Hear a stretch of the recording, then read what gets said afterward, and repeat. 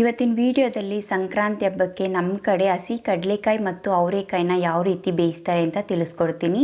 ಹಾಗೆ ಗೆಣಸಲ್ಲಿ ಯಾವ ರೀತಿ ಸ್ವೀಟ್ ಮಾಡ್ತಾರೆ ಅಂತಲೂ ಸಹ ತಿಳಿಸ್ಕೊಡ್ತಾ ಇದ್ದೀನಿ.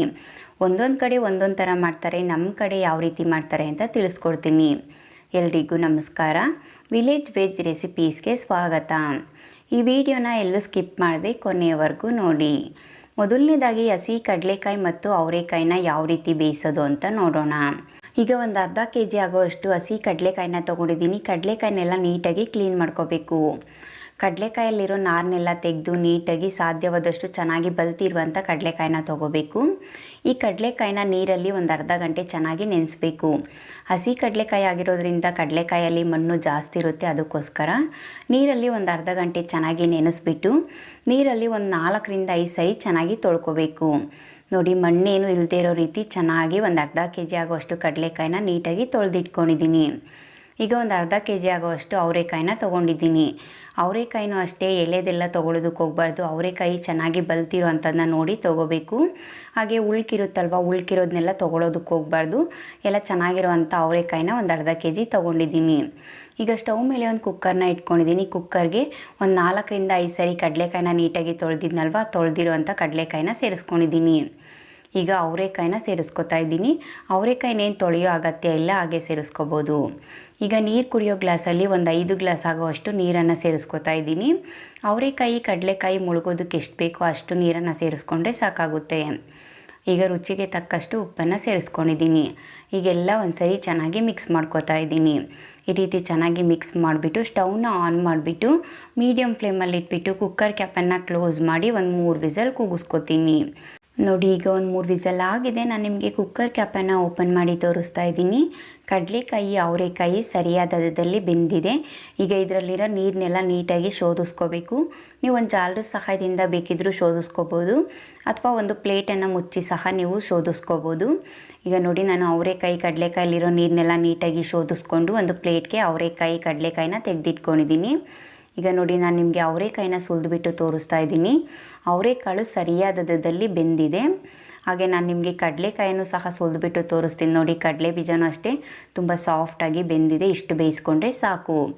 ಈಗ ನಮ್ಮ ಕಡೆ ಗೆಣಸನ್ನು ಉಪಯೋಗಿಸ್ಕೊಂಡು ಯಾವ ರೀತಿ ಸ್ವೀಟ್ ಮಾಡ್ತಾರೆ ಅಂತ ನೋಡ್ಕೊಳ್ಳೋಣ. ಒಂದು ಅರ್ಧ kg ಆಗೋಷ್ಟು ಗೆಣಸನ್ನು ತೊಗೊಂಡಿದ್ದೀನಿ. ಈ ಗೆಣಸನ್ನ ಒಂದು ಅರ್ಧ ಗಂಟೆ ನೀರಲ್ಲಿ ಚೆನ್ನಾಗಿ ನೆನಾಕ್ಬಿಟ್ಟು ಗೆಣಸು ಮೇಲಿರೋ ಮಣ್ಣೆಲ್ಲ ನೀಟಾಗಿ ಹೋಗಬೇಕು. ಆ ರೀತಿ ಚೆನ್ನಾಗಿ ತೊಳ್ಕೊಬೇಕು.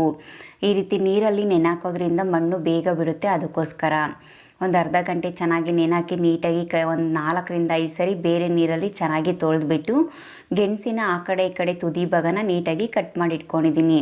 ಈಗ ಸ್ಟವ್ ಮೇಲೆ ಒಂದು ಪಾತ್ರೆನ ಇಟ್ಕೊಂಡಿದ್ದೀನಿ. ಪಾತ್ರೆಗೆ ಒಂದು 6 ಲೋಟ ನೀರನ್ನು ಸೇರಿಸ್ಕೊಂಡಿದ್ದೀನಿ. ನೀರನ್ನು ಸೇರಿಸ್ಬಿಟ್ಟು ಸ್ಟವ್ನ ಆನ್ ಮಾಡಿಬಿಟ್ಟು ಇದು ಒಂದು ಕುದಿ ಬರಬೇಕು. ನೋಡಿ, ಈಗ ಕುದೀತಾ ಇದೆ. ಈ ಟೈಮಲ್ಲಿ ನಾನು ಆವಾಗಲೇ ಗೆಣಸನ್ನೆಲ್ಲ ನೀಟಾಗಿ ಚೆನ್ನಾಗಿ ತೊಳೆದಿಟ್ಕೊಂಡಿದ್ನಲ್ವ, ಆ ತೊಳೆದಿರುವಂಥ ಗೆಣಸನ್ನು ಸೇರಿಸ್ಕೊತಾ ಇದ್ದೀನಿ.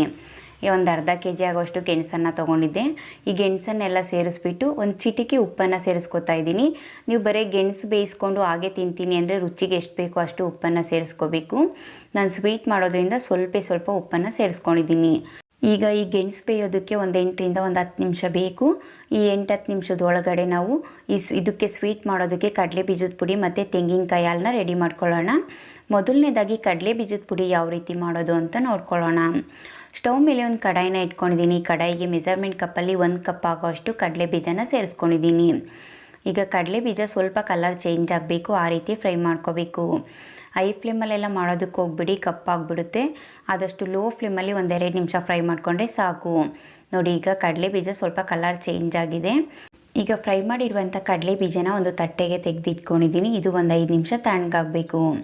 ಇದು ತಣ್ಣಗಾದ್ಮೇಲೆ ಕೈಯಲ್ಲಿ ಈ ರೀತಿ ತೊಗೊಂಡು ಈ ರೀತಿ ನೀಟಾಗಿ ಪ್ರೆಸ್ ಮಾಡೋದ್ರಿಂದ ಮೇಲ್ಗಡೆ ಸಿಪ್ಪೆ ಎಲ್ಲ ನೀಟಾಗಿ ಬಿಡುತ್ತೆ. ಈ ರೀತಿ ನೀಟಾಗಿ ಸಿಪ್ಪೆನೆಲ್ಲ ತೆಗೆದುಬಿಟ್ಟು ಕ್ಲೀನ್ ಮಾಡಿ ಒಂದು ತಟ್ಟೆಗೆ ತೆಗೆದಿಟ್ಕೊಂಡಿದ್ದೀನಿ. ಈಗ ಒಂದು ಮಿಕ್ಸಿ ಜಾರನ್ನು ತೊಗೊಂಡಿದ್ದೀನಿ. ಮಿಕ್ಸಿ ಜಾರ್ಗೆ ನಾನು ಕಡಲೆ ಬೀಜನ ಸೇರಿಸ್ಬಿಟ್ಟು ನೀರೇನು ಸೇರಿಸೋದು ಬೇಡ, ಹಾಗೆ ರುಬ್ಕೊಬರೋಣ. ನಾವು ಇದನ್ನು ತುಂಬ ನುಣ್ಣಗೆಲ್ಲ ರುಬ್ಬೋದಕ್ಕೆ ಹೋಗಬಾರ್ದು, ಸ್ವಲ್ಪ ತರ್ತರಿಯಾಗಿ ರುಬ್ಕೋಬೇಕು. ಈಗ ಕಾಯಲ್ಲಿ ಯಾವ ರೀತಿ ಮಾಡೋದು ಅಂತ ನೋಡ್ಕೊಳ್ಳೋಣ. ಒಂದು ಮಿಕ್ಸಿ ಜಾರನ್ನ ತೊಗೊಂಡಿದ್ದೀನಿ. ಮಿಕ್ಸಿ ಜಾರ್ಗೆ ಮೆಜರ್ಮೆಂಟ್ ಕಪ್ಪಲ್ಲಿ 1.5 ಕಪ್ ಆಗೋವಷ್ಟು ಹಸಿ ತೆಂಗಿನಕಾಯಿ ತುರಿನ ಸೇರಿಸ್ಕೊಂಡಿದ್ದೀನಿ. ಈಗ ಒಂದು ಸ್ವಲ್ಪ ನೀರನ್ನು ಸೇರಿಸ್ಕೊಂಡು ರುಬ್ಕೊಬರೋಣ. ನಾವು ಇದನ್ನು ತುಂಬ ತರ್ತರಿಯಾಗೆಲ್ಲ ರುಬ್ಬೋದಕ್ಕೆ ಹೋಗಬಾರ್ದು, ನುಣ್ಣಗೆ ಪೇಸ್ಟ್ ರೀತಿ ರುಬ್ಕೋಬೇಕು. ಈಗ ಇದರಲ್ಲಿರೋ ಹಾಲನ್ನೆಲ್ಲ ನೀಟಾಗಿ ಶೋಧಿಸ್ಕೋಬೇಕು. ಒಂದು ಜಾಲದಲ್ಲಿ ನಾನು ರುಬ್ಬಿರುವಂಥ ತೆಂಗಿನಕಾಯಿನೆಲ್ಲ ಸೇರಿಸ್ಕೊಂಡು, ಹಾಗೆ ಮಿಕ್ಸಿ ಜಾರ್ಗೆ ಸ್ವಲ್ಪ ನೀರನ್ನು ಸೇರಿಸ್ಕೊಂಡು ಅದನ್ನು ಸೇರಿಸ್ಕೊಂಡಿದ್ದೀನಿ, ಯಾವುದನ್ನು ವೇಸ್ಟ್ ಮಾಡಿಲ್ಲ. ಈಗ ಒಂದು ಸ್ಪೂನ್ ಸಹಾಯದಿಂದ ಇದರಲ್ಲಿರೋ ಹಾಲನ್ನೆಲ್ಲ ನೀಟಾಗಿ ಶೋಧಿಸ್ಕೊತಾ ಇದ್ದೀನಿ. ನೋಡಿ, ಈಗ ಮೆಜರ್ಮೆಂಟ್ ಕಪ್ಪಲ್ಲಿ 1.5 ಕಪ್ ಆಗುವಷ್ಟು ತೆಂಗಿನಕಾಯಿ ಹಾಲು ಸಿದ್ಧ ಆಗಿದೆ. ಈಗ ತೆಂಗಿನಕಾಯಿ ಹಾಲನ್ನ ಶೋಧಿಸ್ಕೊಂಡಿರುವಂಥ ಪಾತ್ರೆನ ನಾನು ಸ್ಟವ್ ಮೇಲೆ ಇಟ್ಕೊಂಡಿದ್ದೀನಿ. ಮೆಜರ್ಮೆಂಟ್ ಕಪ್ಪಲ್ಲಿ 1 ಕಪ್ ಆಗುವಷ್ಟು ಕುಟ್ಟಿ ಪುಡಿ ಮಾಡಿರುವಂಥ ಬೆಲ್ಲದ ಪುಡಿನ ಸೇರಿಸ್ಕೊತಾ ಇದ್ದೀನಿ.